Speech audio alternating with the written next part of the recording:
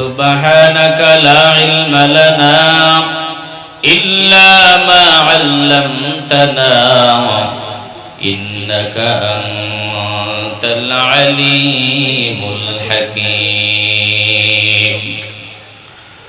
رب اشرح لي صدري ويسر لي أمري واحلل عقدة من لساني يفقه قولي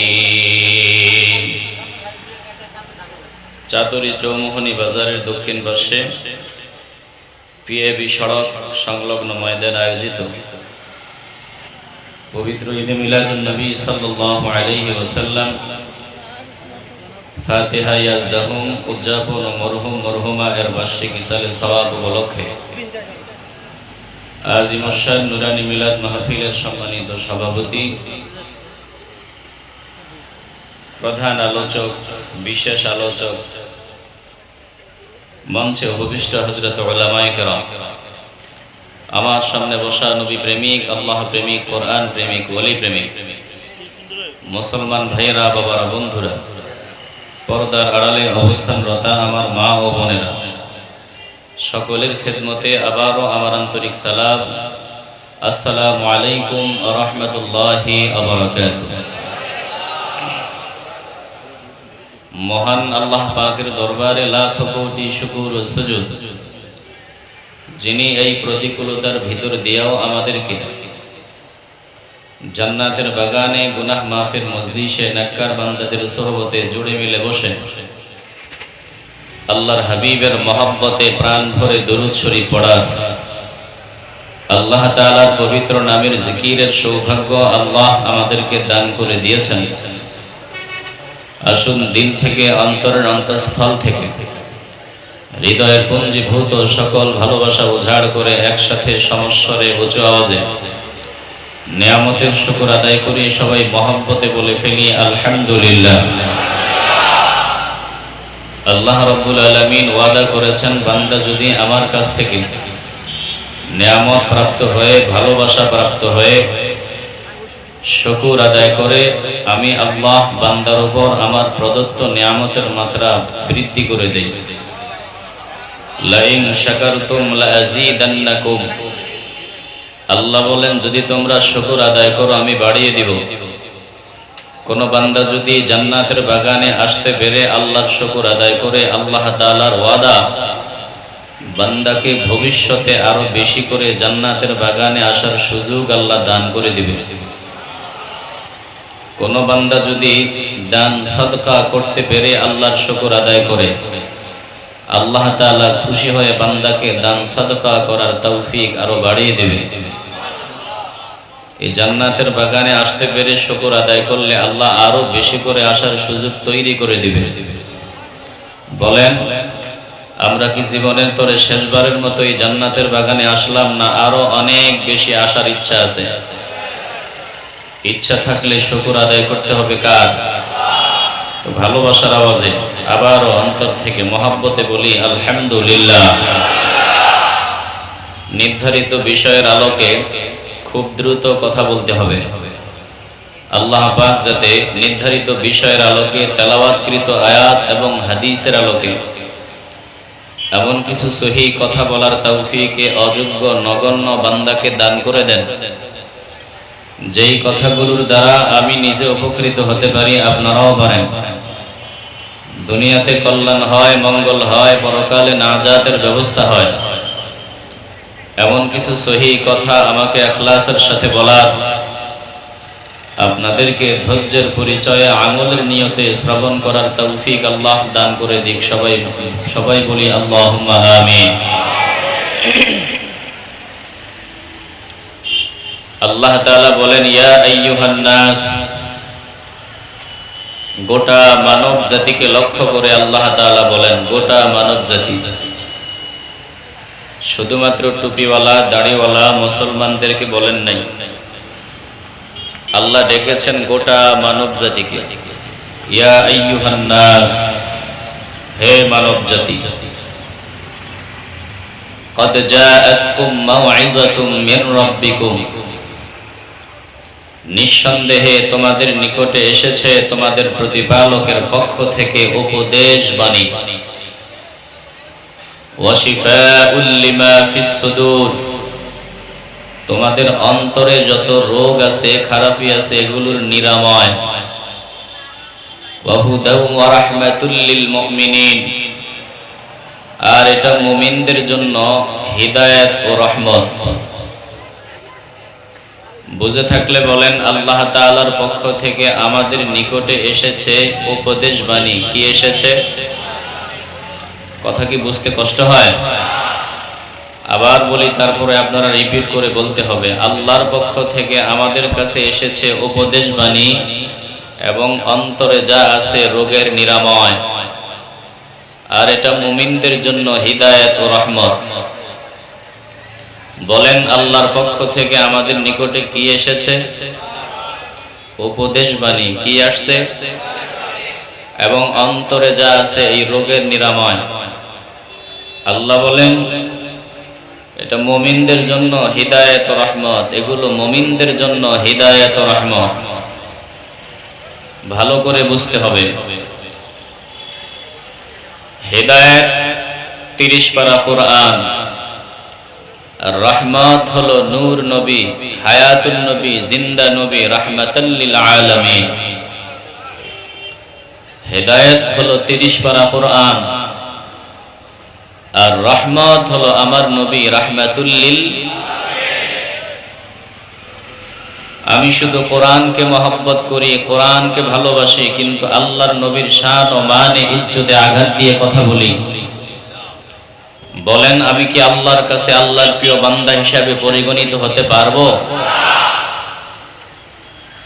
আমি আল্লাহর নবীকে মহব্বতের দাবি করি, কিন্তু আল্লাহর কোরআনের বিরুদ্ধে বৃদ্ধাঙ্গুলি দেখাই। কোরআনের হুকুমত কায়েমের প্রশ্ন যদি সামনে আসে, কোরআনের বিরুদ্ধে আওয়াজ তুলি।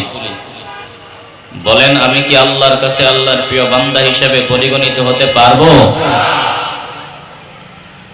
যে নবীকে মানে সে কোরআন মানে।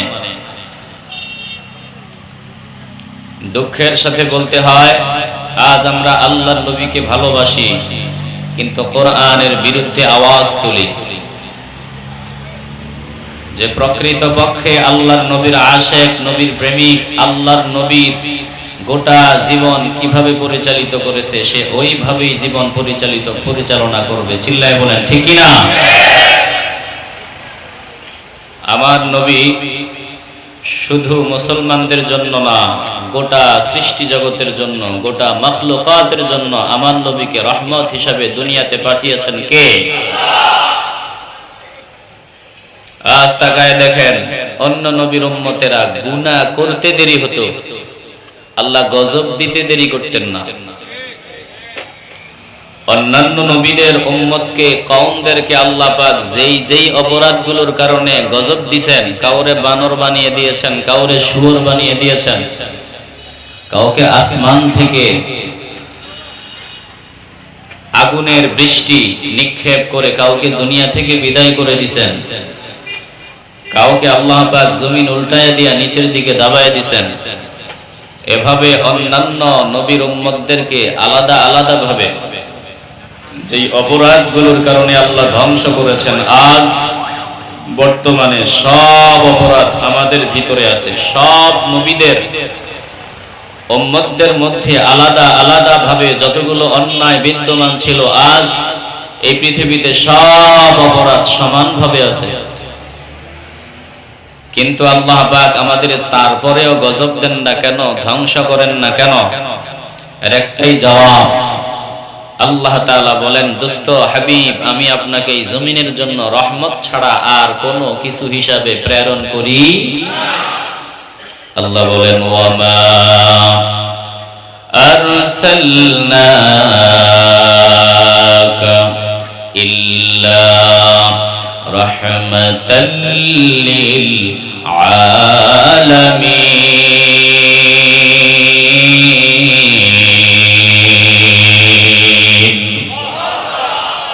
মন চাইলে একটু আওয়াজ দিয়ে চিল্লায়া বলেন আল্লাহু আকবার। ভালো করে খেয়াল করে নেন, আজ অন্যান্য নবীদের উম্মতদের ভিতরে আলাদা আলাদা ভাবে যত অপরাধ বিদ্যমান ছিল, অন্যান্য কওমকে জাতিকে আল্লাহ পাক যেই যেই অপরাধগুলোর কারণে ধ্বংস করেছেন, বর্তমানে সব অপরাধ এই পৃথিবীতে বিদ্যমান। তারপরে আমার মালিক আল্লাহ আমাদেরকে গজব দিয়ে ধ্বংস করেন না কেন, গজব পাঠান না কেন? একটাই জবাব, আল্লাহ তাআলা বলেন, ও দোস্ত, ওয়া মা আরসালনাকা ইল্লা রাহমাতাল লিল আলামিন।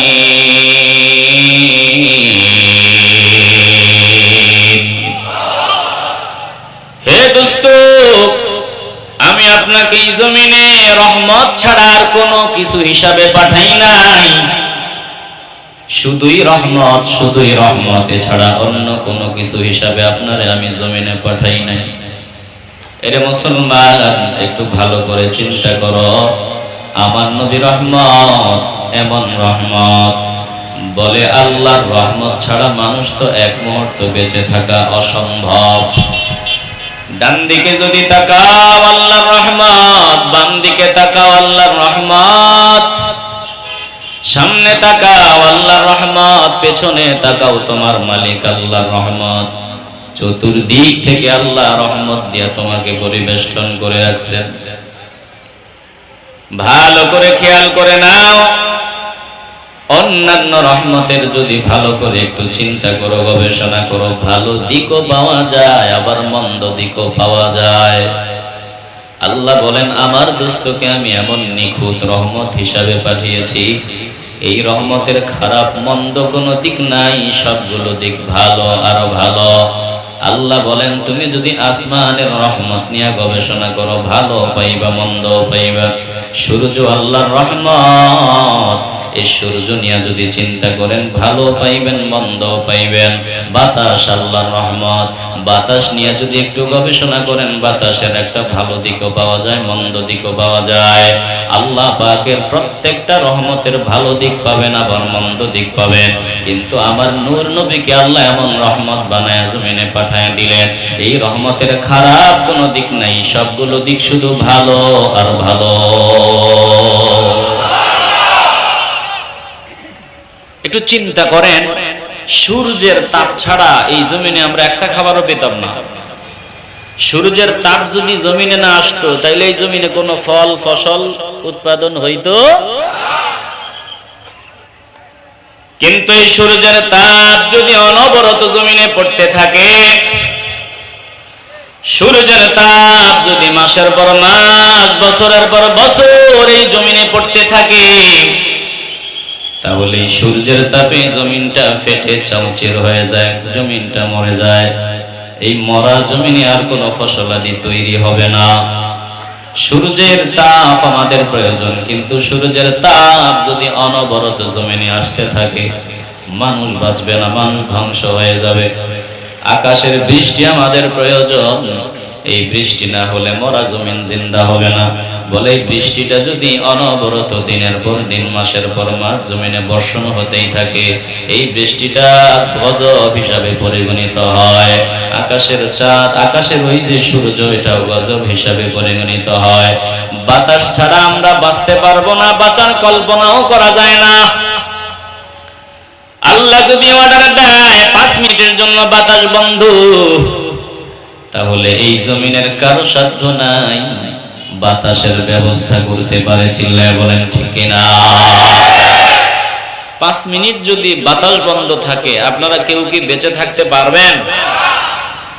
আরে বাতাসটা যদি সিডরের মতো হয়, এই বাতাসটা যদি সিডরের মতো ভয়ঙ্কর আকৃতিতে যদি প্রবাহিত হয়, তাহলে এই বাতাসটা ছিল রহমত, এই বাতাসটা গজবে রূপান্তরিত হয়। এভাবে প্রত্যেকটা রহমত নিয়ে যদি গবেষণা করেন, ভাবেন, চিন্তা করেন, দেখবেন ভালো দিকও পাওয়া যায়, মন্দ দিকও পাওয়া যায়। উপকারিতাও আছে, অপকারিতাও আছে। কিন্তু আমার নূর নবী, হায়াতুন নবী, জিন্দা নবীকে আমার আল্লাহ এমন রহমত বানায় জমিনে পাঠাইলেন, এই রহমতের খারাপ কোনো দিক নাই, সবগুলো দিক গোটা মানবতার জন্য শুধু ভালো আর ভালো। চিল্লায় বলেন আল্লাহু আকবার। কিয়ামত না ফলক মেরাজ ও अंबिया ओ औलिया मोहताज ओ सद हजारा रहमते जाफरी बरवे बर आले पाके ताहिरी सैयदुल कौनैन खत्मुल मुरसलीन आखिरा मदबूद फखरुल अव्वलीन शुद्ध वजूद रहमतुल लिल आलमीन मस्जिदे ओ शुद्ध हमारो ये ज़मीन या अय्युहन नास क़द जाअतकुम मौइज़तुम मिन रब्बिकुम وشفاء لما في الصدور وهدى ورحمة للمؤمنين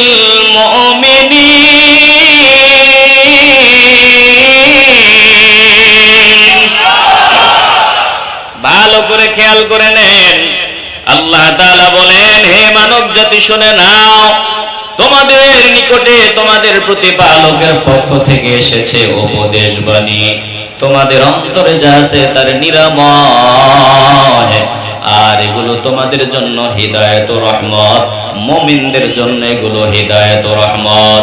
হিদায়াত হলো 30 পারা কোরআন, আর রহমত হলো আমার নূর নবী রাহমাতুল লিল আলামিন। আল্লাহ বলেন, রহমত পেয়ে তোমাদের আমি মালিক আল্লাহর দরবারে শুকর আদায় করা উচিত, আনন্দ উদযাপন করা উচিত। আল্লাহ বলেন, কুল বিফাদলিল্লাহি ওয়া বিরহমাতিহি ফাবিযালিকা ফালইফরাহু হুয়া খায়রুম মিম্মা ইয়াজমাউন।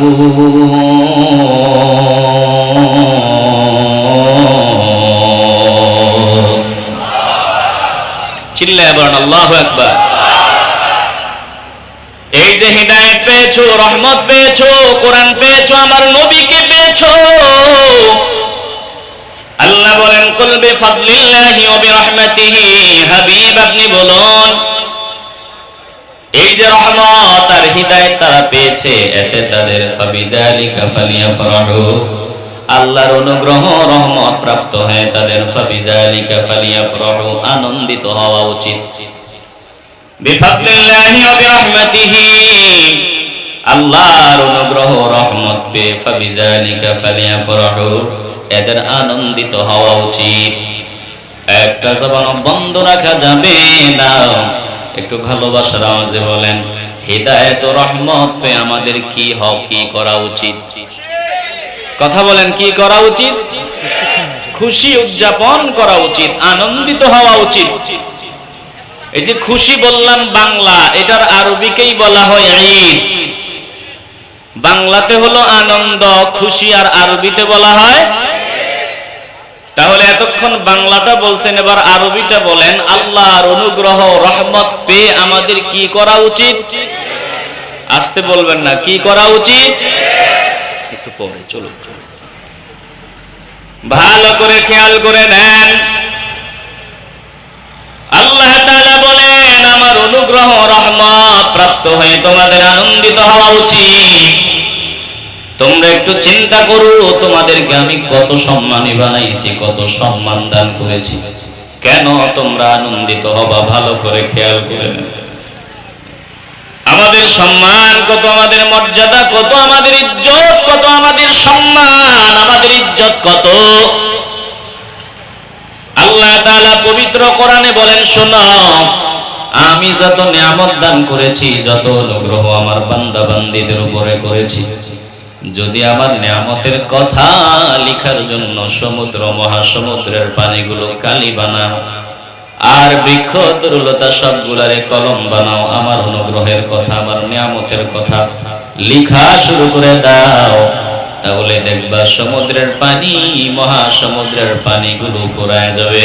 আমি মালিক তোমাদের উপর যত অনুগ্রহ করেছে, আমার অনুগ্রহের, আমার রহমতের কথা লিখা শেষ হবে না।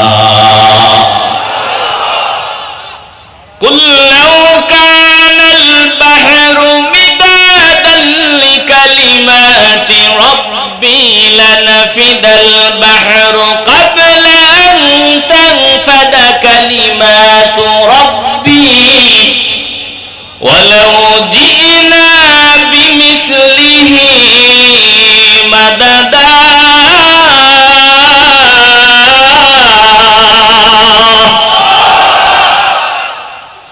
ভালো করে একটু হৃদয় দিয়া কথাগুলো অনুধাবন করে নাও। আল্লাহ বলেন, আমি যত অনুগ্রহ, যত রহমত তোমাদের উপরে করেছি, আমার এই রহমতের কথা লেখার জন্য, যদি আমার অনুগ্রহের কথা লেখার জন্য যদি সমুদ্রের পানিগুলো কালি বানাইয়া লিখতে চাও, পারবা না, পারবা না। ওই কালি ফুরায় যাবে। আমি রব তোমাদের উপর যত অনুগ্রহ, যত ভালোবাসা বর্ষণ করেছে, এটা লেখা শেষ হবে না। শুধুমাত্র আমাদের ব্যাপারে আল্লাহ বলেন, শুধুমাত্র আমাদের ব্যাপারে বলেন, ভালো করে বুঝে নেন। আদম আলাইহিস সালামের উম্মতদের ব্যাপারে আল্লাহ এমন ঘোষণা দেন নাই। হযরত নূহ আলাইহিস সালামের উম্মতদের ব্যাপারে আমার আল্লাহ এমন ঘোষণা দেন নাই। মুসা আলাইহিস সালাম, ঈসা আলাইহিস সালামের উম্মতদের ব্যাপারে আল্লাহ এমন ঘোষণা দেন নাই। যেমন স্পেশাল দামি ঘোষণা আল্লাহ আমাদের ব্যাপারে দিয়েছেন। আল্লাহ পাক বলেন, কত নিয়ামত তোমাদের দিছি, কত অনুগ্রহ তোমাদের করেছি। শোনো, আল্লাহ বলেন, আমি আল্লাহ তোমাদের যা প্রয়োজন, তোমাদের চাওয়া প্রত্যেকটা নিয়ামত তোমাদেরকে দিয়ে দিয়েছি, কোনো নিয়ামত বাকি রাখি নাই। যদি তোমরা আমার নিয়ামত গণনা করতে চাও, তাহলে কশিন কালেও আমার নিয়ামত গণনা করে শেষ করতে পারবা না। ভালো করে বুঝেন, আল্লাহ বলেন, তোমাদেরকে সব নিয়ামত দিলাম, কোন নিয়ামত বাকি রাখি না। অন্য নবীর উম্মতদের ব্যাপারে আল্লাহ এমন কথা বলেন নাই, হে আদম নবীর উম্মতের দল, তোদের আমি সব নিয়ামত দিলাম, কোন নিয়ামত বাকি রাখি নাই। ইব্রাহিম আলাইহিস সালামের কওমকে আল্লাহ পাক বলেন নাই, হে ইব্রাহিম আলাইহিস সালামের উম্মতের দল, তোদের সব নিয়ামত দিলাম, কোন নিয়ামত বাকি রাখি নাই। ঈসা নবীর উম্মতদের ব্যাপারে আমার মালিক এমন কথা বলেন নাই, কোন নবীর উম্মতদের বলেন নাই সব নিয়ামত দিলাম, কোন নিয়ামত বাকি রাখি নাই। একমাত্র আমাদের ব্যাপারে আল্লাহ বলেন, সব নিয়ামত দিলাম, কোন নিয়ামত বাকি রাখি নাই। ওরে মুসলমান, একটু ভালো করে শুনে নাও। আল্লাহ বলেন, ওয়া আতাকুম মিন কুল্লি মা সাআলতুমুহু ওয়া ইন তাউদ্দু নি'মাতাল্লাহি লা তুহসুহা ইন্নাল ইনসানা লাযালুমুন কাফফার।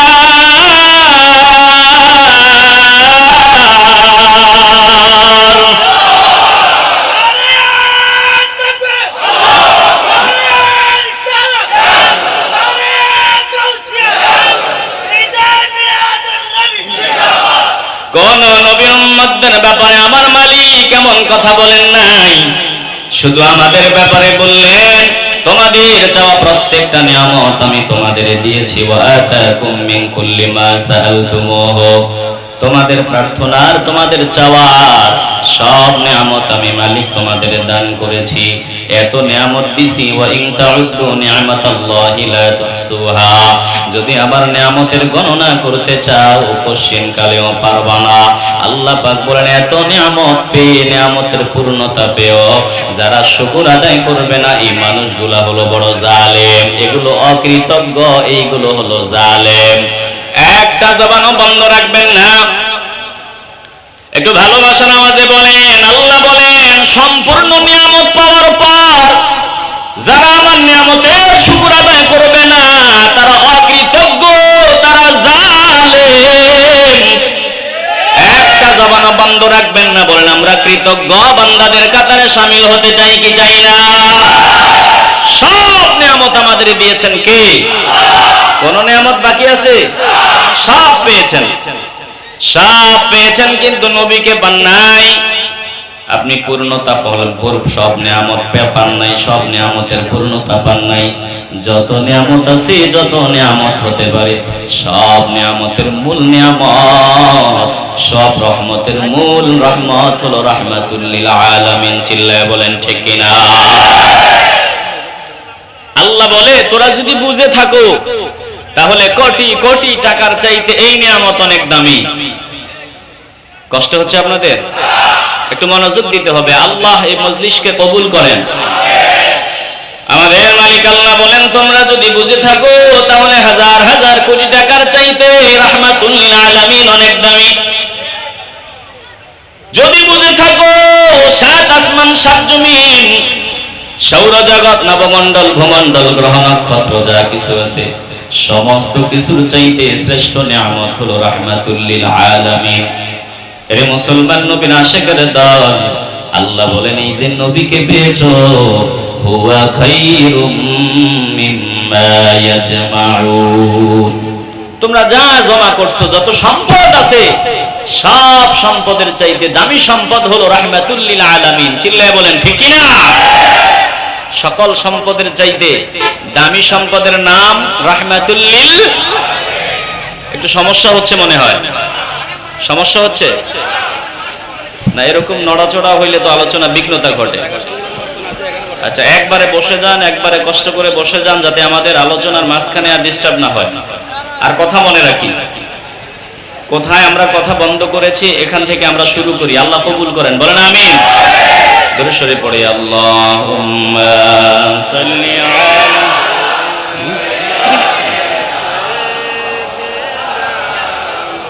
মুহাম্মাদ ওয়া আলা আলি সাইয়্যিদিনা মাওলানা মুহাম্মাদ। আল্লাহুম্মা সাল্লি।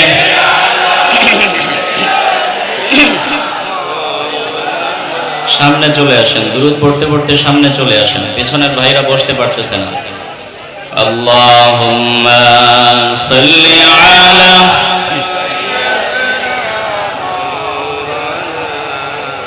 মুহাম্মাদ ওয়া আলা আলি সাইয়্যিদিনা মাওলানা। ওগো আমার প্রিয় নবী, চাই তোমার দিদার।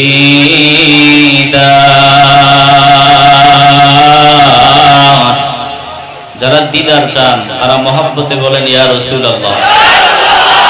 যারা ইয়া রাসূলুল্লাহ শুনলে গায়ে আগুন জ্বলে, তাদের আগুন আরো জ্বালা বাড়ুক। একটু মহব্বতে চিল্লায় বলেন ইয়া রাসূলুল্লাহ। আর জোরে বলেন ইয়া রাসূলুল্লাহ। ওগো আমার প্রিয় নবী, চাই তোমার দিদার। তোমারি দিদারের আশায় পাগল বেকার। আল্লাহুম্মা সাল্লি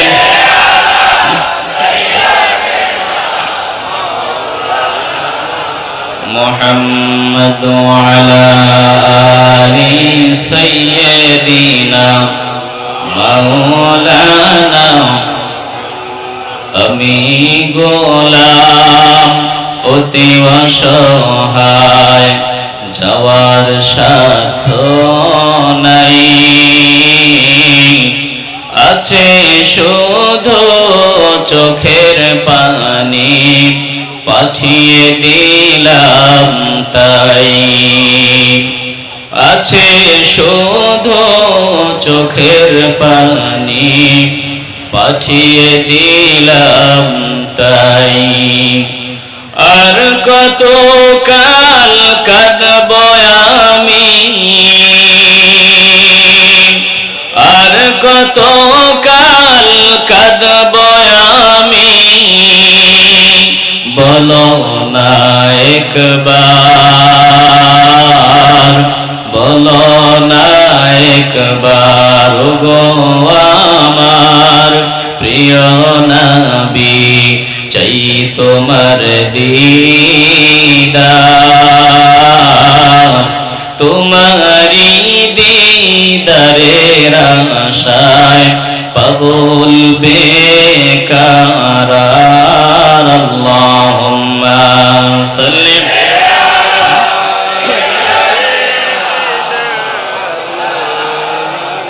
মুহাম্মদ আলা আলি সাইয়্যিদিনা মাওলানা। ভালো করে খেয়াল করে নেন, আল্লাহ রাব্বুল আলামিন বলেন যত সম্পদ আছে, স্বর্ণের পাহাড়, ওই গ্যাসের খনি, যত সম্পদ, তেলের খনি, কোটি কোটি টাকার সম্পদ, হাজার হাজার টাকার সম্পদ, আল্লাহ তাআলা বলেন তোমাদের জমাকৃত যত সম্পদ, সব সম্পদের চাইতে দামি সম্পদ হলো রাহমাতাল লিল আলামিন। হুয়া খায়রুম মিম্মা ইয়াজমাউন।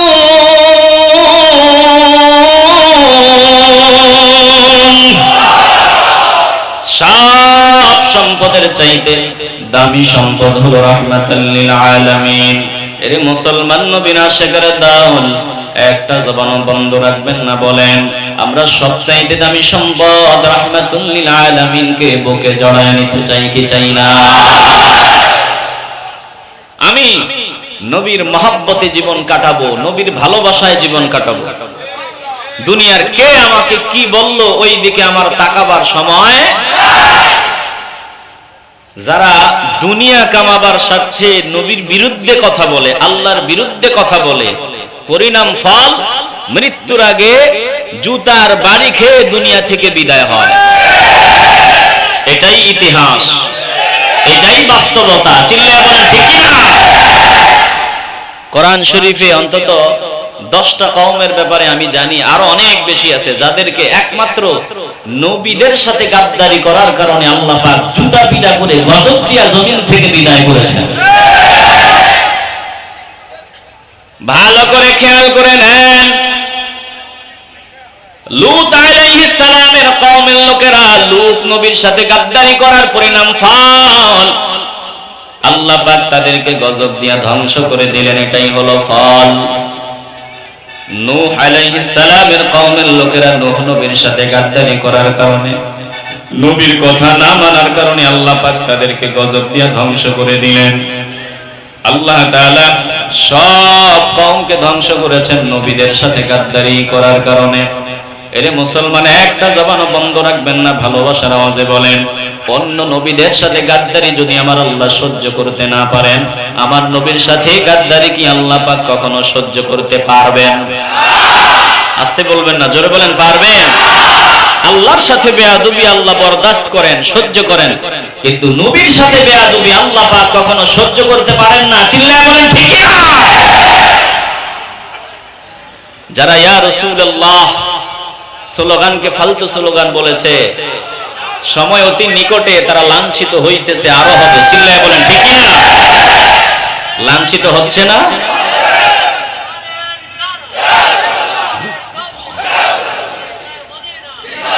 বয়ানের মাঝখান দিয়ে আল্লাহ বলে দেখ, বয়ানের মাঝখানে একজন আশিক রাসূল ইয়া রাসূলুল্লাহ বলাতে তোমার গায়ে আগুন লাগছে, এখন তোমার বয়ানে জয় বাংলার স্লোগান হয়। কথা আস্তে বলবেন না, জোরে বলেন। কই তখন তো বলতে পারলা না, ফালতু স্লোগান দাও, বলতে পারো নাই। বুঝা যায় সব অ্যালার্জি নবীর সাথে। কথা বলেন ঠিক কি না? ওপরে ওপরে ভালো ভালো কথা, নিজেদের দলের বিরুদ্ধেই নিজেরা গোপনে মিটিং করে। মানুষ এত খারাপ হইতে পারে এগুলো কল্পনাও করা যায় না। কষ্ট হচ্ছে আপনাদের? মামুনুল হক সাহেব, অনেকেই ওনাকে ভালোবাসে, অনেকে ব্যক্তিগত সমস্যা থাকতে পারে, কিন্তু নিজেদের ব্যক্তি, নিজেদের দলের লোক গোপনে মিটিং করে, মামলা রেডি, মামলা তৈরি, খুব দ্রুতই গ্রেফতার হবে, এই সেই বলে। এবার চিন্তা করেন তাদের চরিত্র কত খারাপ। কষ্ট হচ্ছে আপনাদের? তারপরেও আমরা মৌলিক দাবিতে এক হতে চাই। এত কিছুর পরেও আমরা মৌলিক দাবিতে এক হতে চাই। তবে শর্ত হলো অতীতের ভুলগুলোর জন্য অনুতপ্ত হয়ে জাতির কাছে ক্ষমা চাইতে হবে।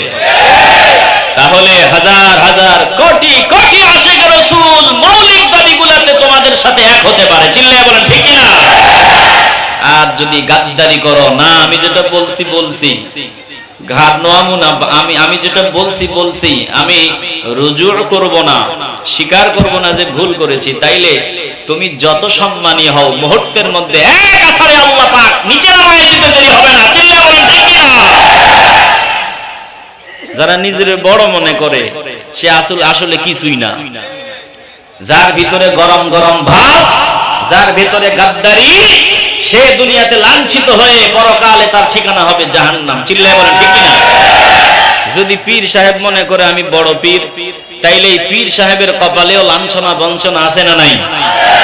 যদি হাফেজ মনে করে আমার মতো বড় হাফেজ আর কে আছে, আমি বড় হাফেজ, আমার চাইতে এত দামি হাফেজ আর কেউ নাই, আমার চাইতে বড় মুফতি কেউ নাই, আমার চাইতে বড় মাওলানা কেউ নাই, আমি বড় হুজুর, সব আমার পায়ের তলায় থাকবে, তাহলে এই বড় হুজুরের ঠিকানা জাহান্নাম। কথা বলেন ঠিক কি না?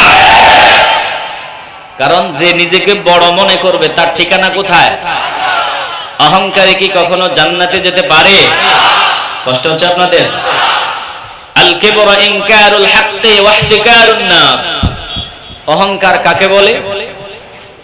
বলে যে বান্দা সত্যকে অস্বীকার করে, সত্যকে অহংকার করে এবং নিজেকে অন্যের তুলনায় বড় মনে করে, ওই বান্দা হলো অহংকারী। কথা কি বুঝতে কষ্ট হয়? আর যে অহংকার করবে তার ঠিকানা কোথায়? আসতে বলবেন না, কোথায়? এমনে এমনে যাবে না, জুতার বাড়ি খাইয়ে যাবে। কথা কি আমি টুপিওয়ালার না আল্লাহ?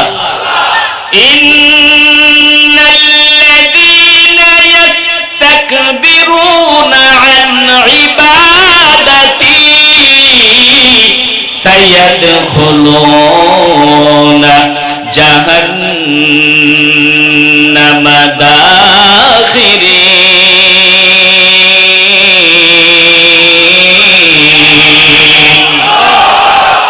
বলে সায়াদখুলুনা জাহান্নামা দাখিরিন, অচিরেই তাদেরকে লাঞ্ছিত করে অপমানিত করে জাহান্নামে ঢুকায় দিবেন কে? আসতে বলবেন না, জোরে বলেন কে? তাহলে কোন মানুষ কি অহংকার করতে পারে? সমস্যা কি তোমার মুখ দিয়ে বাইরে হইছে ক্ষমা চাও, আমি ভুল করে ফেলেছি, ও ভবিষ্যতে আমার দ্বারা এমন ভুল হবে না, ক্ষমা চাও, তোমার সম্মান মর্যাদা বৃদ্ধি করে দিবে কে? আর তুমি ফালতু স্লোগান বলার পরেও যদি ক্ষমা না চাও, ঘাড় বাঁকামি করো, তাহলে তোমার কপালে দুর্গতি আছে, এতে কোনো সন্দেহ নাই। কারণ আল্লাহ সব সহ্য করতে পারে, নবীর সাথে বেয়াদবি আল্লাহ সহ্য করতে পারে না। চিল্লায় বলেন ঠিক কি না?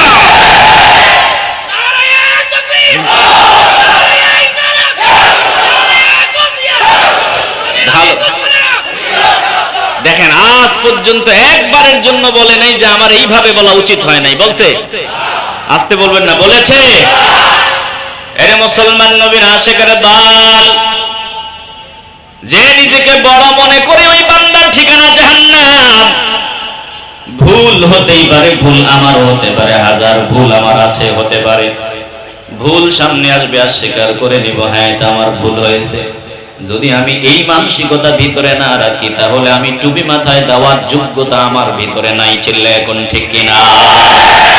खुद से दाई पेशाए शैता बुआ हर के खुद रा कम जन्नत मुर्दा बुआ।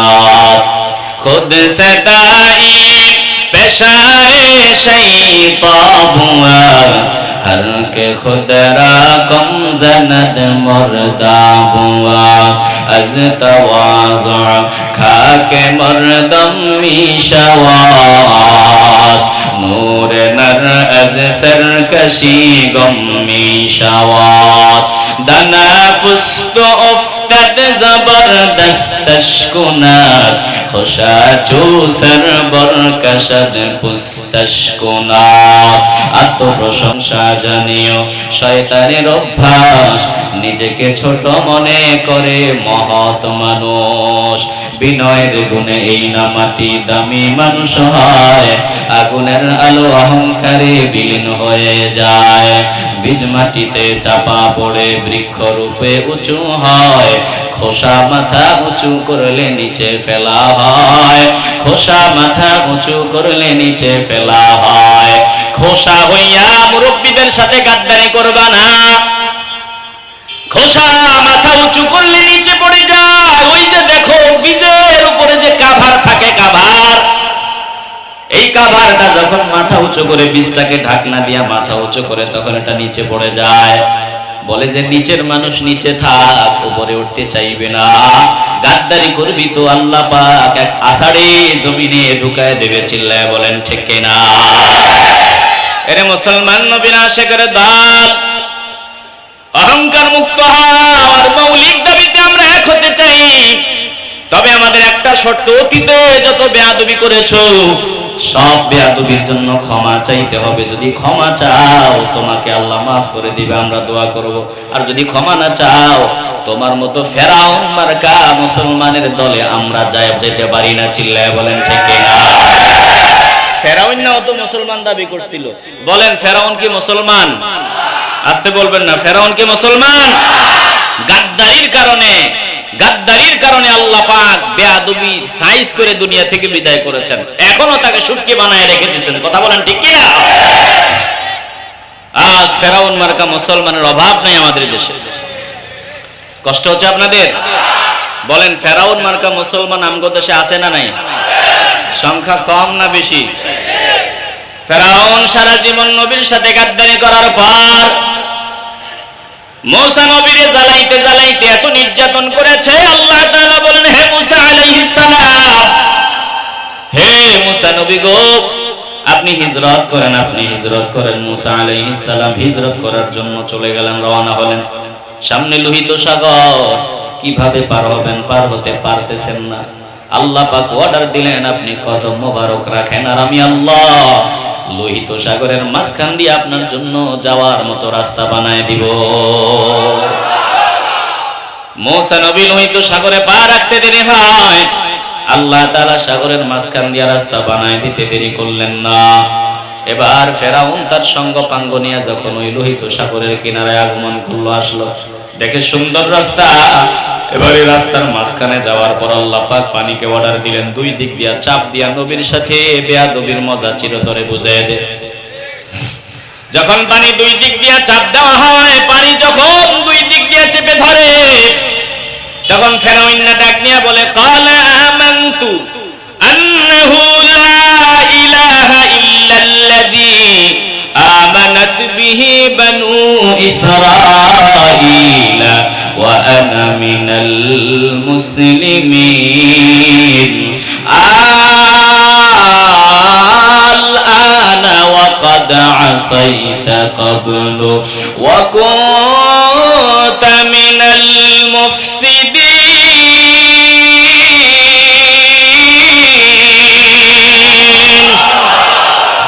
ফেরাউনও দাবি করছিল আমি মুসলমান।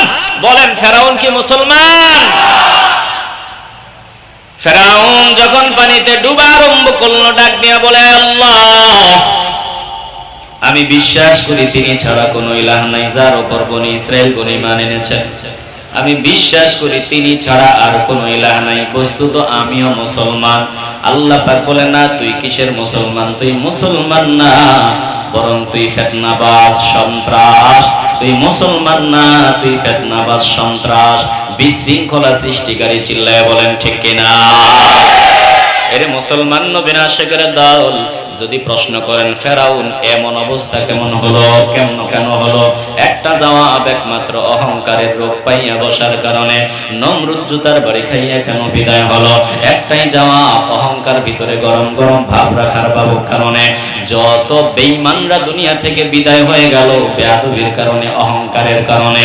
একটা জবানও বন্ধ রাখবেন না, ভালোবাসার আওয়াজ নিয়ে বলেন আমরা চিরতরে অহংকার মুক্ত হতে চাই কি চাই না? অহংকার মুক্ত হও, আমার নবীর পাগল হও। এই দুনিয়াবি সব সম্পদ তোমার আছে, কিন্তু নবী তোমার না। সোজা তোমার কিছুই নাই, তুমি কপাল পোড়া। প্র্যাকটিক্যাল বাস্তবতা কি নজর দিয়া দেখো না, বহু ঘটনা আল্লাহ পাক বর্তমানে দেখায় দিয়েছেন, এরপরেও আমরা চিন্তা করি না, ফিকির করি না। কোটি কোটি টাকার মালিক, হাজার হাজার কোটি টাকার মালিক, কত টাকার মালিক বান্দার নিজেরও হিসাব নাই। কিন্তু তাকায় দেখো, গাদ্দারি করার কারণে, বেয়াদবির করার কারণে আল্লাহ পাক বলেন মরার আগে তোর জবানে তালা লাগায় দিলাম, আর গাদ্দারি করতে পারবি না, কথা বলতে পারবি না। সন্তানের দিক দিয়া শান্তি নাই, বিবির দিক দিয়া শান্তি নাই। হাজার হাজার কোটি টাকার মালিক হওয়ার পরেও এখন বিদায়ের সময় লাঞ্ছনা বঞ্চনা ছাড়া আর কপালে কিচ্ছু নাই। জোরে বলেন ঠিক কিনা? ওই যে হাজী সেলিমের দিকে নজর দেন, হাজী সেলিম হাজার হাজার কোটি টাকার মালিক, কিন্তু জীবনের শেষ সময় সন্নিকটে এই অবস্থায় কি হচ্ছে ওনার?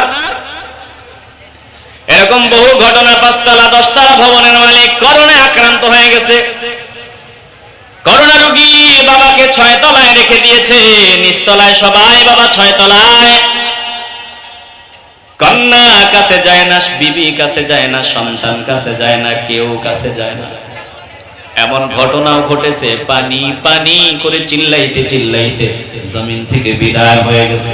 ওরে মুসলমান, আল্লাহ পাক বলেন ফলাফল এমনই হয়, তুই যদি আমার নবীর পাগল না হও, নবীরে বাদ দিয়া নবীর সাথে গাদ্দারি করে যদি 2 হাতে দুনিয়া কামাইতে গিয়া নবীর সাথে গাদ্দারি করো, তাহলে দেখবা মরার আগেই জমিনের মানুষগুলা তোমারে লাথি দিয়া ছুঁড়ে ফেলে দিবে, আর খালি হাতে জাহান্নামের টিকিট নিয়ে জমিন থেকে বিদায় হতে হবে। আর যদি আমার নবীর পাগল হও, তাহলে এই জমিন থেকে আমি তোমারে খালি করি না। নবীর পাগলাদের জন্য আল্লাহ বলেন দুনিয়ার যত সম্পদ আমার নবীর পাগলাদের জন্য আমি দুনিয়া পায়ের তলায় নিয়ে হাজির করে দেই। আল্লাহু আকবার বলেন। বলেন যারা নবীর পাগল তারা কি দুনিয়াতে সম্মান থেকে বঞ্চিত? বরং নবীর পাগলাদের এত সম্মান, তাম দুনিয়ার যত নেতা নেত্রী আছে সবগুলো একত্রিত করো, আমার শাহজালাল ইয়ামানি পাগলার মতো সম্মান হবে না। জোরে বলো ঠিক কি না? কি দিয়ে এত সম্মানের মালিক হইছে? হে শাহজালাল ইয়ামানি রাহমাতুল্লাহি আলাইহি, কেন কি দিয়ে এত সম্মান? তুমি কি এমপি ছিলা নাকি, মন্ত্রী ছিলা নাকি? কেন এত সম্মান? জমিনে থাকতেও সম্মান, জমিন থেকে বিদায়ের পরেও কত সম্মান। এত সম্মান আল্লাহ পাক দান করেছেন, এটা কল্পনাও করা যাবে না। কিয়ামত পর্যন্ত যতদিন যাবে আমার আল্লাহ এই নবীর পাগলাদের সম্মান তত আকাশচুম্বী বানায় দিতে থাকবে। চিল্লায় বলেন ঠিক কিনা? কি দিয়া তো সম্মান অর্জন করেছে? হাজার হাজার কোটি টাকা দিয়া, জনবল দিয়া, অথবা ক্ষমতা দিয়া? কথা বলেন না কেন? কি ক্ষমতার জোরে, টাকার জোরে? তাহলে কে কিসের এত সম্মান? হে শাহজালাল ইয়ামানি রাহমাতুল্লাহি আলাইহি, আপনার কাছে প্রশ্ন, কি এমন সম্পদ দিয়ে আপনি এত সম্মান অর্জন করেছেন? জমিনে থাকতেও আপনি সম্মানে ছিলেন, বিদায়ের পরে এত সম্মান। আল্লাহর ওলি যেন জবাব দেয়, শুনিয়া লও, আমার জমিনে কিছুই নাই, আমার অস্ত্র নাই, সম্পদ ছিল না, ক্ষমতা ছিল না, তবে একটা জিনিস ছিল, আমি নবীর পাগল। যদি আমাকে বলো কেমনে এত সম্মান আমি পেয়েছি, আল্লাহর ওলি জবাব দিবে, আমি নিজেকে মদিনার গলির কুকুর বলে পরিচয় দিতাম। মদিনার কুকুর বলে পরিচয় দেওয়ার কারণে আমার আল্লাহ আমার সম্মান আকাশচুম্বী করে দিয়েছেন। একটা জবানও বন্ধ রাখবেন না, ইমানের আওয়াজ দিয়া বলো, হে মুসলমান নবীর আশিকের দল, মদিনার গলির কুকুর পরিচয় দিয়ে আল্লাহর কাছে দামি হওয়া যায়? বলো আমরাও মদিনার গোলামিতে আত্মনিয়োগ করে আল্লাহর প্রিয় বান্দা হতে চাই কি চাই না? जो लोग कहलाते हैं सग तेरी गली के,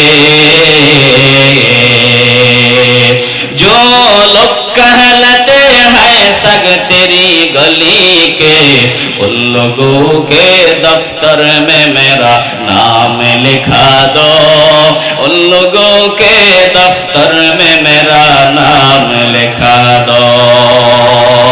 रुखसार से बरक़ा का जरा पर्दा उठा दो, रुखसार से बुरका का जरा पर्दा उठा दो लिल्लाह मुझे हुस्न खुदा दादो दिखा दो लिल्लाह मुझे हुस्न खुदा दादो दिखा दो मैं दूर हूँ मजबूर हूँ ऐ सैयद आलम मैं दूर हूँ मजबूर हूँ ऐ सैयद आलम दीदार दिखाते नहीं आवाज सुना दो दीदार दिखाते नहीं आवाज सुना दो একটা জবান বন্ধ রাখবেন না ইমানের আওয়াজ দিয়া সবটুকুন ভালোবাসা উজাড় করে চিল্লায় বলেন ইয়া রাসূলুল্লাহ আরো জোরে বলেন ইয়া রাসূলুল্লাহ আরে মুসলমান যদি বলেন হে আল্লাহর ওলিরা আপনারা কিভাবে এত দামি হয়েছেন ওনারা জবাব দিবে আমাদের পরিচয় নাও কে আমি আমার পরিচয় নাও তোমার কাছে আমি বড় কিন্তু আমি নিজেরে কি মনে করি শোনো বলে আমি নবীর মদিনার গলির কুকুর বলে পরিচয় দেই আমি নিজের মদিনার গলির কুকুর ছাড়া আর কিছুই মনে করি না এর চাইতে বড় কিছু মনে করি না ওরে মুসলমান নবীর আশিকের দল তুমি আমিও যদি নিজেকে মদিনার কুকুর বলে পরিচয় দিতে পারি মদিনার পাগলা বলে পরিচয় দিতে পারি যদি মদিনার আশিক বলে সত্যিকার অর্থে আমরা প্রমাণ দিতে পারি তাহলে এই জমিনে আল্লাহ সম্মান বৃদ্ধি করে দিবেন আর মরার পর আল্লাহ পাক এত সম্মান দিবেন সেটা কল্পনাও করা যায় না চিল্লায় বলেন ঠিক কিনা আমার যুবক ভাইরা একটা জবানও বন্ধ রাখবেন না বলেন আমরা জীবন দিয়ে আল্লাহর নবীর ভালোবাসতে চাই কি চাই না এটাই আকীদার মূল কথা ভালো করে খেয়াল করে নেন আমি আল্লাহর নবীরে নূর নবী মানি হায়াতুন নবী মানি জিন্দা নবী মানি নবীর গায়েব মানি সব আমি জবান দিয়ে স্বীকার করলাম কিন্তু আল্লাহর নবীরে আমি জীবনের চাইতে বেশি ভালোবাসি না জীবনের চাইতে বেশি ভালোবাসি না হাজারো আকীদা আমার কোনো কাজে আসবে না যতক্ষণ পর্যন্ত আমি জানের চাইতে বেশি আল্লাহর নবীরে ভালোবাসতে না পারবো যদি আমি জীবনের চাইতে বেশি আল্লাহর নবীরে ভালোবাসতে পারি তাহলে আমার আকীদা আল্লাহর দরবারে কাজে লাগবে চিল্লায় বলেন ঠিক কিনা দিল পরিষ্কার করে ভালোবাসার আওয়াজে বলেন আমরা জীবনের চাইতে বেশি আল্লাহর নবীরে ভালোবাসতে চাই কি চাই না আস্তে বলবেন না জোরে বলেন চাই কি চাই না হে মুসলমান ভালো করে শুনে নাও কানটা খুলে শুনে নাও আমি আল্লাহর নবীর জীবনের চাইতে বেশি ভালো না বাসলে আল্লাহর কসম আমার টুপির কোনো দাম নাই আমার এই দাড়ির দাম নাই আমার লম্বা জামার দাম নাই আমার নামাজের দাম নাই আমার কুরবানির দাম নাই আমার হজের দাম নাই আমার উমরার দাম নাই আমার কোটি টাকা দান সদকাদের কোনো দাম নাই হাজারো মাহফিল সাজাই ওয়াজ মাহফিলের ব্যবস্থা করাতে কোনো লাভ নাই যতক্ষণ পর্যন্ত আমি জীবনের চাইতে বেশি আল্লাহর নবীরে ভালোবাসতে না পারবো যদি আল্লাহর নবীরে জানের চাইতে বেশি মহব্বত করতে পারি তাহলে আমি অল্প আমলও যদি করি আল্লাহ আমাকে maaf করে দিবেন জোরে বলেন ঠিক কিনা তো জানের চাইতে বেশি ভালোবাসি আমরা কি একথা বলতে পারি আস্তে বলবেন না বলেন আমরা কি নবীজিকে জানের চাইতে বেশি ভালোবাসি কারা কারা আল্লাহর নবীকে জীবনের চাইতে বেশি ভালোবাসতে প্রস্তুত হাত উঁচু করে আল্লাহকে দেখাও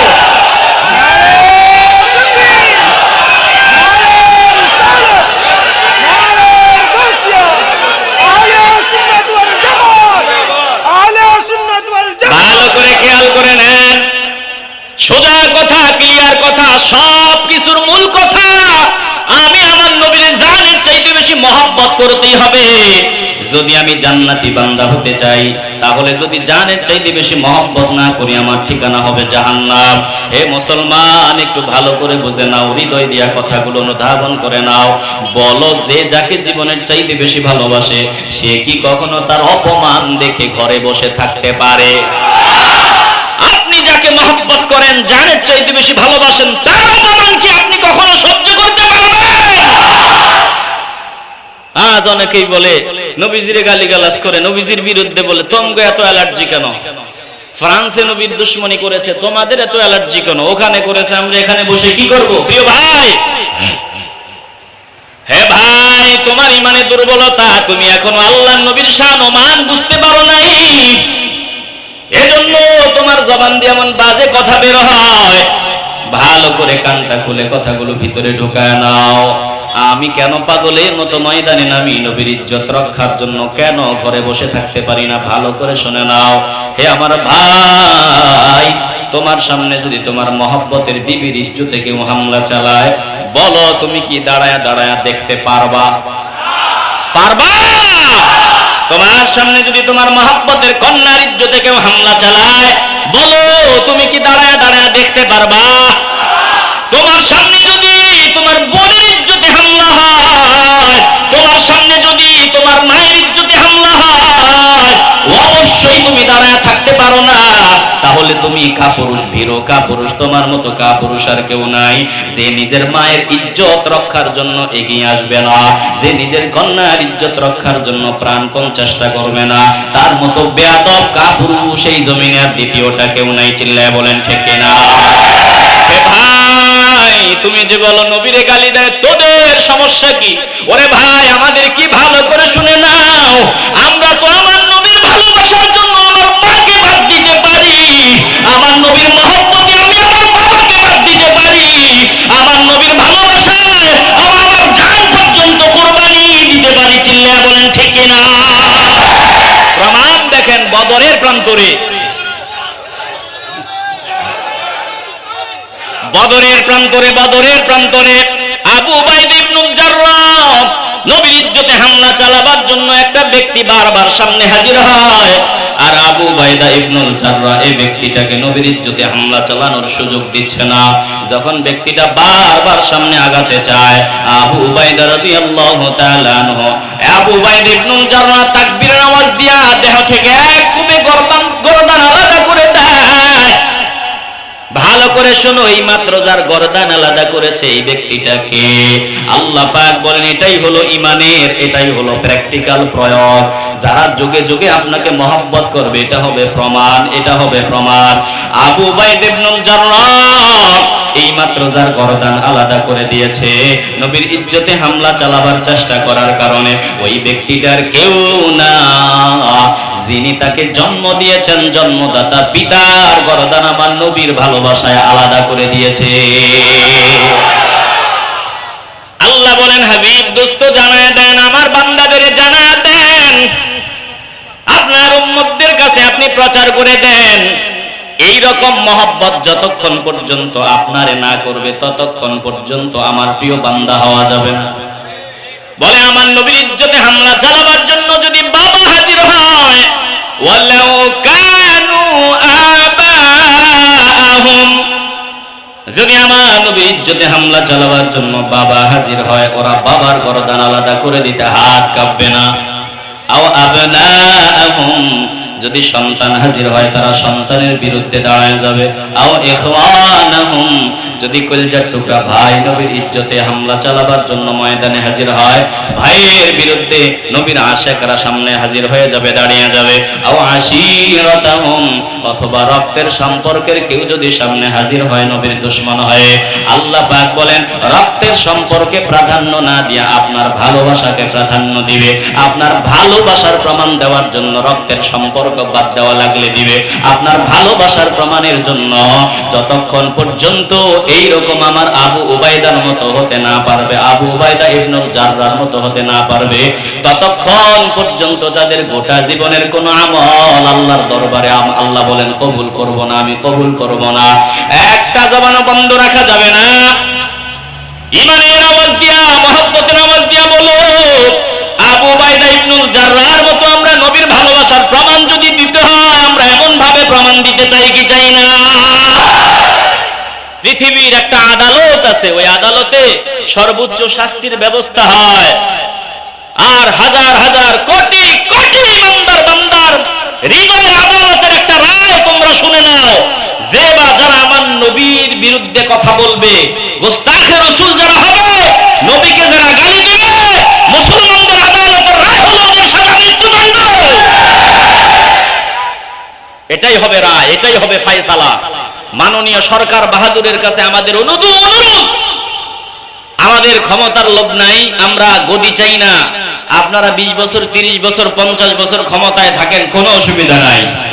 তবে আমরা চাই আমাদের সব মুসলমানের প্রাণের দাবি এই জমিনে আমার নবীকে যারা গালি দিবে, নবীর বিরোধিতা যারা করবে, নবীর ইজ্জতে যারা হামলা চালাবে, আমাদের সকলের প্রাণের দেবী সংবিধানে আইন করেন, সংসদে আইন করেন, আর তাদের সর্বোচ্চ শাস্তির ব্যবস্থা চালু করেন।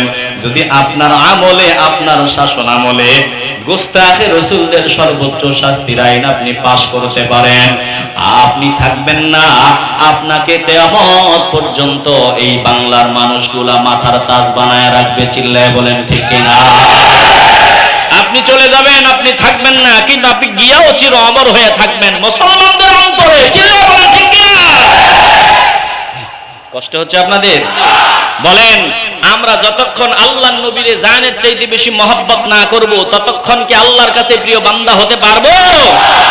হে মুসলমান নবীর আশিকের দল, আজ আমি তো বলেছি, এখনো বলি, আমার মনে হয় আমরা মুসলমানরা দলাদলি করি, একেবারে একবার শুধু শুধু দলাদলি করি। মূল জায়গায় আমরা নিজের বিচার নিজে করলে আমরা নিজেরাই তো ধরা পড়ে যাই। মূল জায়গায় যদি একটু বিচার করি, আমি এখনো আল্লাহ নবীর জীবনের চাইতে বেশি ভালোবাসতে পারলাম কিনা, নিজের বিচারটা যদি নিজে করি, আমি ধরা পড়ে যাই আমি এখনো আমার দলের চাইতে বেশি আল্লাহ নবীরে ভালোবাসতে পারি নাই, আমি এখনো জামাতের চাইতে বেশি আমার নবীরে বেশি মহব্বত করতে পারি নাই, আমি হেফাজতের চাইতে বেশি আমার নবীরে মহব্বত করতে পারি নাই, আমার দল বিএনপির চাইতে বেশি আমার নবীরে এখনো মহব্বত করতে পারি নাই, আমার দল আওয়ামী লীগের চাইতে বেশি আমি এখনো আমার নবীরে ভালোবাসতে পারি নাই। নিজের বিচার নিজে করলে আমরা নিজেরাই ধরা পড়ে যাই। চিল্লায় বলেন ঠিক কিনা? কথাগুলো যদি বাস্তব হয় তবে আওয়াজ দিয়েন, বলেন কথাগুলো বাস্তব না অবাস্তব? আমার ধর্ম কি বিএনপি না আওয়ামী লীগ? কথা কয় না। ধর্মে কি? আমার ধর্ম কি জামাত? ধর্ম কি হেফাজত? ধর্মের নাম কি? আসতে বলবেন না, ধর্মের নাম কি? বিএনপি বাদ দিলে কোনো সমস্যা আছে? জামাত করছি কিছুদিন, মজা লাগে না, এখন সুযোগ সুবিধা ভালো হয়েছে, আওয়ামী লীগ হয়ে গেছে, বহু মানুষ আওয়ামী লীগ হয়ে গেছে। কথা বলেন না কেন? অসুবিধা নাই। আবার কিছুদিন বিএনপি করছি, বহুদিন, এখন বিএনপির অবস্থা হাল হাকিকত ভালো না, আমি আওয়ামী লীগ হয়ে গেছি। অসুবিধা আছে? অসুবিধা তো নাই। আমি বলি দুনিয়াবি দলগুলো আমার পায়ের জুতা। কথা বলে না? জুতা পুরাতন হয়েছে, নতুন জুতা নিম, অসুবিধা কি? দুনিয়াবি দলগুলো আমার পায়ের জুতা। কথা বলেন ঠিক না? কিন্তু নবী আমার কলিজা, ধর্ম আমার কলিজা।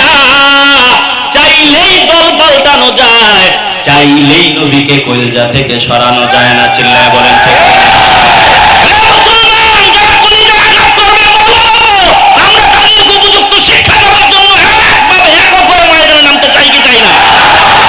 কলিজা নিয়ে টানাটানি চলবে না, কলিজায় আঘাত করলে সহ্য করা যায় না। চিল্লায় বলেন ঠিক কিনা? ধর্ম তোমার বিএনপি বা আওয়ামী লীগ নয়, ধর্ম তোমার বিএনপি বা আওয়ামী লীগ নয়, ধর্ম তোমার ইসলাম, মনে রাখিও সদায়, ধর্ম তোমার ইসলাম, মনে রাখিও সদায়। জীবন দিল আল্লাহ তাআলা, অন্য কেহ নয়, জীবন দিল আল্লাহ তাআলা, অন্য কেহ নয়, তাহার জীবন তাহার পথে বিলিয় সদায়। ধর্ম তোমার বিএনপি বা আওয়ামী লীগ নয়, ধর্ম তোমার ইসলাম, মনে রাখিও সদায়। জোরে বলেন ঠিক না? একটু বিচার করেন না, নিজের বিচার নিজে করেন। নিজের দলের চাইতে বেশি এখনো নবীরে ভালোবাসতে পারেন নাই। কথা বলেন না কেন? আমার নবীর ফায়সালা একরকম, দলের ফায়সালা আরেক রকম। এই মুহূর্তে যদি আমি দলের ফায়সালার পক্ষে ময়দানে হাজির হই, তাইলে মনে হয় আমি পাক্কা ইমানদার। কথা বুঝাইতে পারি না? আমার নবীর ফায়সালা একরকম, আর দলের ফায়সালা আরেক রকম। এখন দলের ফায়সালাকে প্রাধান্য দিয়ে আমি ময়দানে নামলাম, আমি মনে হয় পাক্কা ইমানদার। এগুলো ফেরাউন মার্কা মুসলমান। কথা বলেন ঠিক কিনা? যতক্ষণ জীবনের প্রতিটা স্টেপে আমার নবীর ফায়সালা মনে প্রাণে মেনে না নিবা, ততক্ষণ পর্যন্ত আল্লাহর দরবারে মুমিন হিসাবে পরিগণিত হওয়া যাবে না। চিল্লায় বলেন ঠিক কিনা? এ কথা আমি টুপিওয়ালা না আল্লাহর? আল্লাহ বলে, দোস্ত হাবিব, আপনি আমার কসম করে জানায় দেন, ফালা ওয়া রাব্বিকা লা ইউমিনুনা হাত্তা ويحكموك فيما شجر بينهم ثم لا يجدوا في أنفسهم حرجا مما قضيت ويسلموا تسليما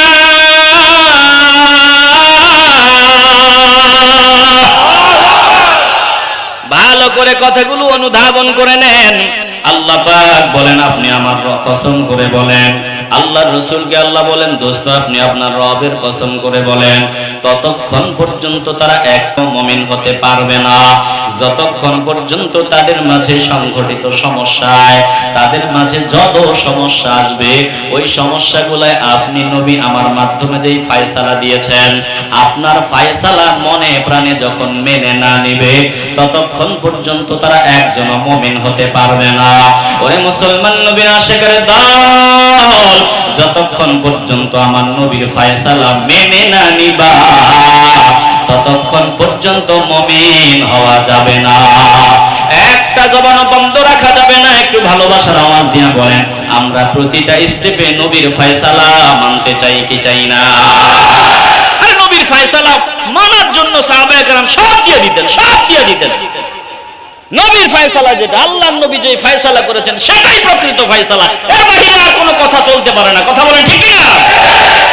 দেখেন না সব থেকে সুন্দরী, যার সৌন্দর্যের ব্যাপারে মদিনায় সব জায়গায় আলোচনা হয়,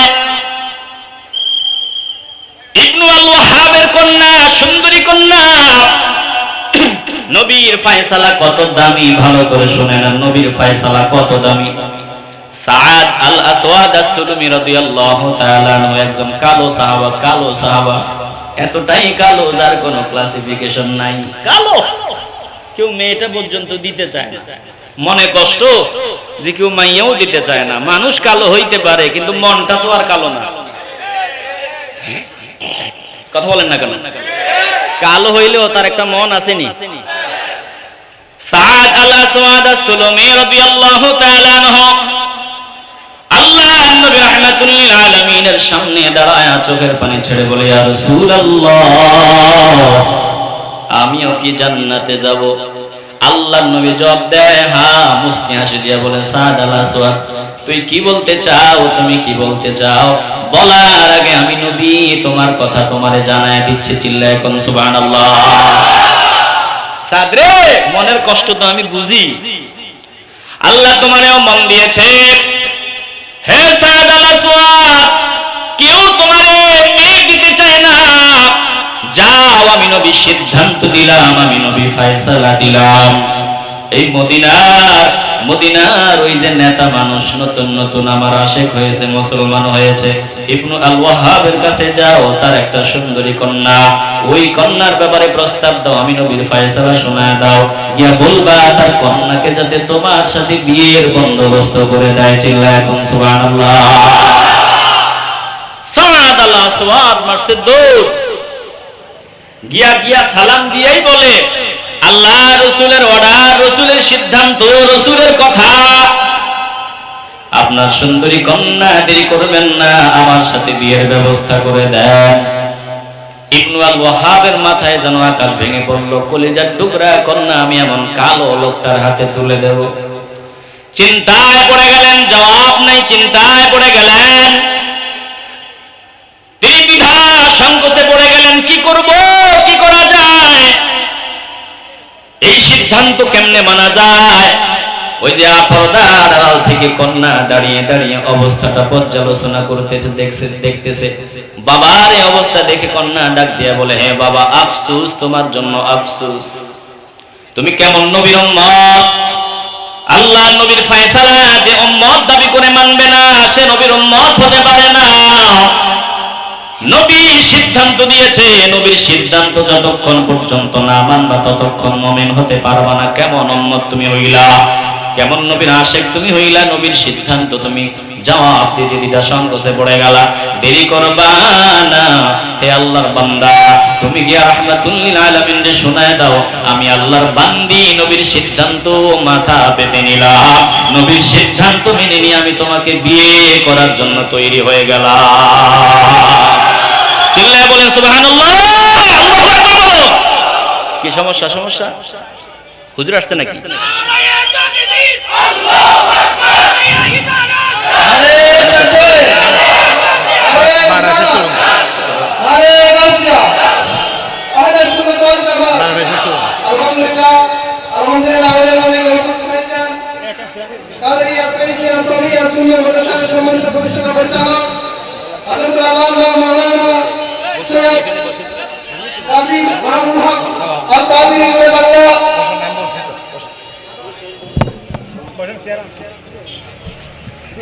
সকলেই বলি আলহামদুলিল্লাহ, জোরে বলি আলহামদুলিল্লাহ। আপনারা খুশি তো? মনে হয় এত আসতে বলতেছেন, খুশি তো আপনারা? তো খুশির সাথে বলেন আলহামদুলিল্লাহ। হুজুর এসেছে, আমি ছেড়ে দিচ্ছি। শোনেন না, আস্তে আস্তে আস্তে, আমি এটা বলাও উচিত হয় না আমার, এই যে ছেড়ে দিচ্ছে এটা বলাও আমার আদবের খেলাফ। আমি আসলে এগুলো বলি না, তো ভালো করে খেয়াল করেন। আমার কথা শেষ, আমার সময়ও শেষ।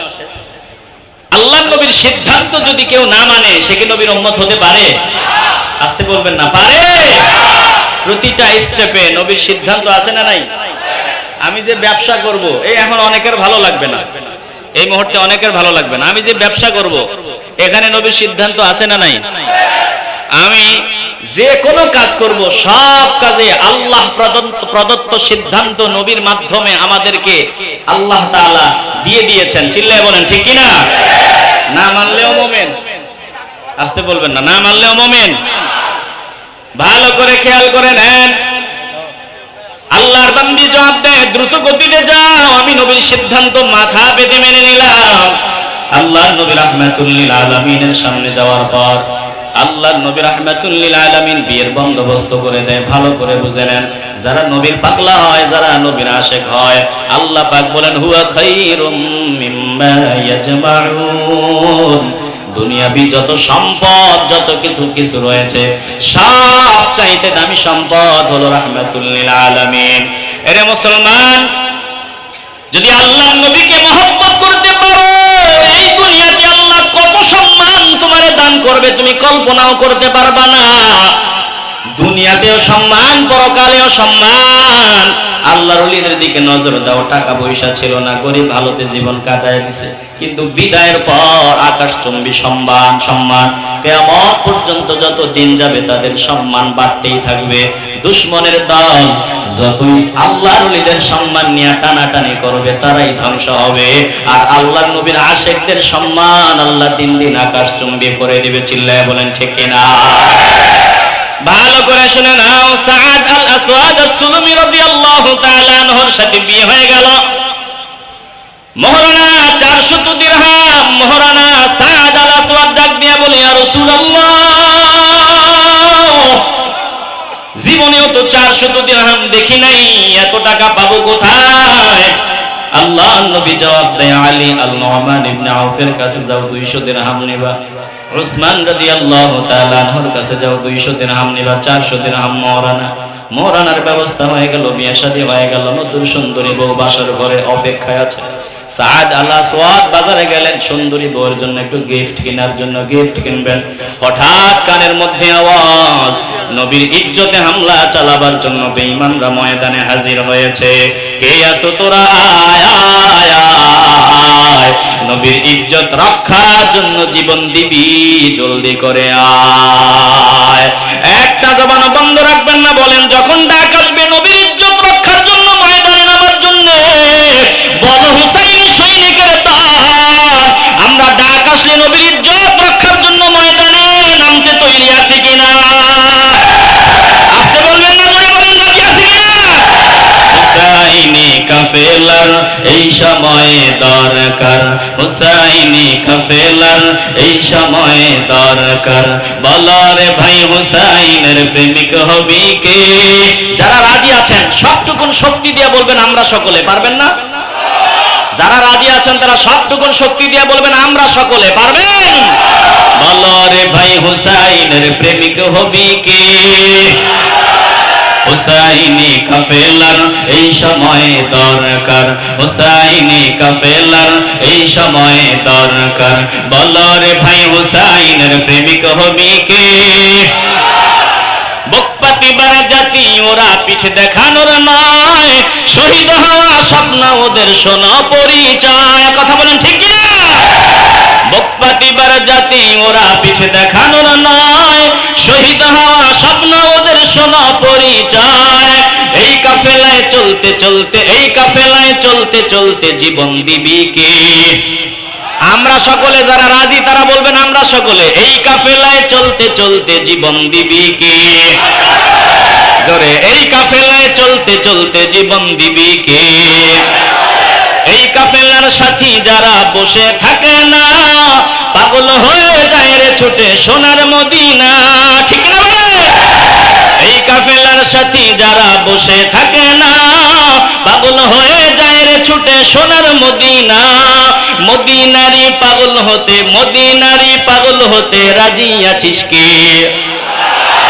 আসতে হবে না, জোরে বলেন, মদিনারি পাগল হতে রাজি আছিস কে? হুসাইনি কাফেলার এই সময় দরকার, হুসাইনি কাফেলার এই সময় দরকার। বলো রে ভাই হুসাইনের প্রেমিক হবি কে?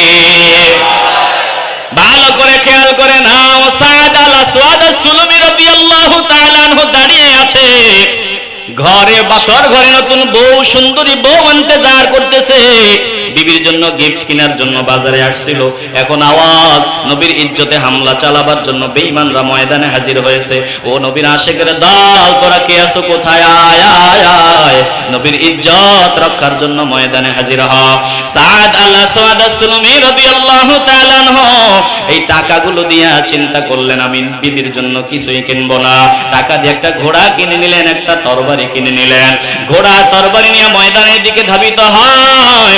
চেহারাটা ভালো করে ঢাকনা দিয়ে নিলেন, কারণ রাহমাতুল লিল আলামিন যখন দেখবে তখন হয়তো বলতে পারে, সাদ আল আসওয়াদ আস-সুলমি তোমার ঘরে নতুন বউ, তুমি চলে যাও। নবীকে ময়দানে রেখে নবীর ইজ্জতে বেঈমানরা হামলা চালাবে, আর সাদ আল আসওয়াদ বিবিকে সময় দেবে, এটা হতেই পারে না। সাদ আল আসওয়াদের জন্য চেহারাটা ঢাকিয়া লয়, ময়দানে বীর বিক্রমে ময়দানে লড়াই চালিয়ে যাইতেছে। মানুষের দল, নবীর পাগলাদের দল। আলী রাদিয়াল্লাহু তাআলা আনহু ডেকে বলে, দেখো ওই যে কে যেন চেহারাটা দেখে ময়দানে লড়াই চালায় যাচ্ছে। আলী রাদিয়াল্লাহু তাআলা আনহু বলে, বাদ দাও, সে তো নবীর পক্ষেই ময়দানে হাজির হয়েছে। কোন দলের কে? বাদ দাও, নবীর পক্ষে হাজির হয়েছে, বাদ দাও। সাদ আল আসওয়াদ আস-সুলমি বীর বিক্রমে লড়াই অব্যাহত রেখে চালিয়ে যাচ্ছে। হঠাৎ করে ঘোড়ার পায়ে বেঈমানরা আঘাত করলো, ঘোড়াটা জমিনে পড়ে গেল। সাদ আল আসওয়াদ এবার পায়ে হেঁটে বেঈমানদের বিরুদ্ধে নবীর ইজ্জত রক্ষার জন্য প্রাণপণ লড়াই চালিয়ে যাচ্ছে। চেহারার কাপড়টা যখন সরে যায়, আল্লাহর নবী সাদ আল আসওয়াদ আস-সুলমির দিকে নজর দিয়ে বলে, হে সাদ, তুমি? সাদ ডাক দিয়ে বলে, লাব্বাইকা ইয়া রাসূলুল্লাহ, হ্যাঁ আমি। বলে, সাদ, তুমি যেই ত্যাগ আমার ইজ্জত রক্ষার জন্য স্বীকার করেছো, আমি নবী বললাম তোমার জান্নাত ছাড়া আর কোনো ঠিকানা নাই, তোমার ঠিকানা জান্নাত। একটা জবান বন্ধ রাখা যাবে না।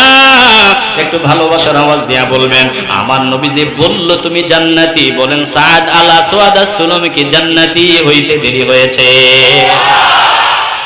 লড়াই করতে করতে আল্লাহর নবীর সামনে আল্লাহর নবীর কাছে খবর আসলো, ইয়া রাসূলুল্লাহ, সাদ আহত হয়েছে। রাহমাতুল লিল আলামিন দৌড়ায় যায়। সাদ আল আসওয়াদের চেহারাটা আমার নবীর রান মুবারকের উপর রাখিয়া আমার নবী কান্না করতেছে। এতক্ষণে সাদ আল আসওয়াদ জান্নাতের মেহমান হয়ে গেছে, দুনিয়া থেকে বিদায় হয়ে গেছে। আমার নবী রাহমাতুল লিল আলামিনের চক্ষু মোবারক থেকে টপ টপ করে পানি মোবারক ঝরতেছে। আবু লুবাবা নামে একজন সাহাবা আল্লাহর নবীর দিকে তাকিয়েছিলেন। উনি লক্ষ্য করে দেখলেন আল্লাহর নবী কান্না করতেছে। কান্নার মধ্য দিয়ে আবার মুস্কি মুস্কি হাসা আরম্ভ করেছে। মুস্কি হাসিয়া হঠাৎ করে আল্লাহর নবীর চেহারাটা অন্যদিকে ফিরায় দিয়েছে।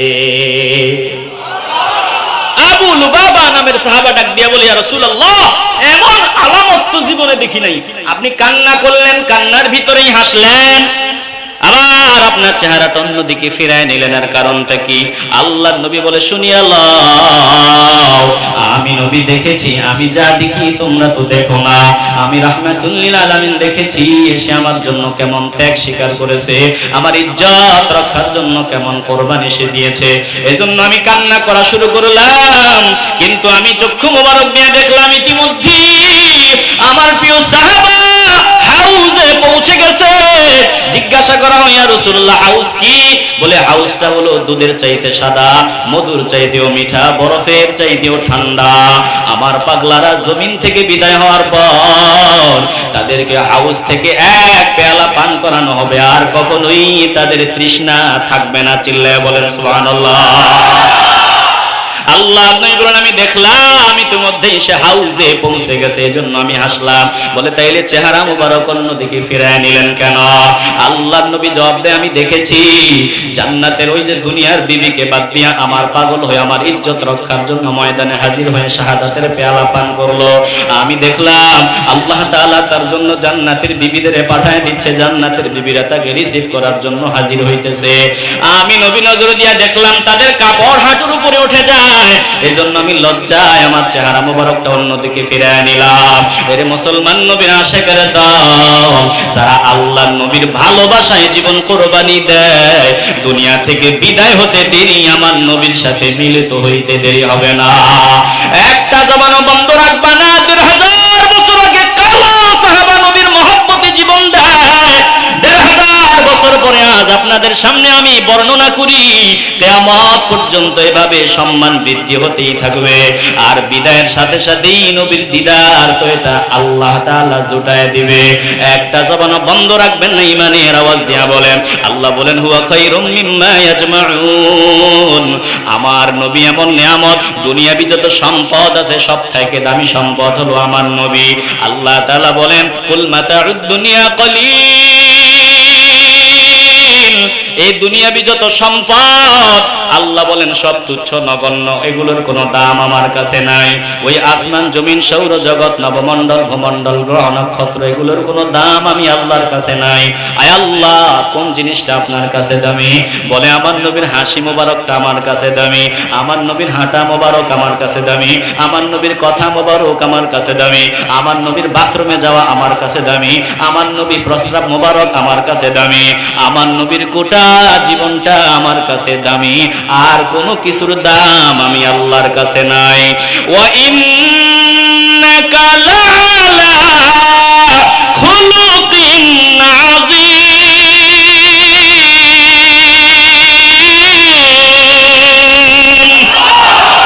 তাহলে আমরা আল্লাহর কাছে দামি হতে চাই কি চাই না? দামি হওয়ার একটাই রাস্তা, একটাই পথ, জীবনের চাইতে বেশি নবীকে মহব্বত করা আর নবীর তরিকায় জীবন পরিচালনা করা, তাইলেই আল্লাহর কাছে দামি হওয়া যায়। আল্লাহ আমাদের সকলকে নবীর জীবনের চাইতে বেশি আল্লাহর নবীরে মহব্বত করে নবীর তরিকায় জীবন কাটাবার তৌফিক দান করেন।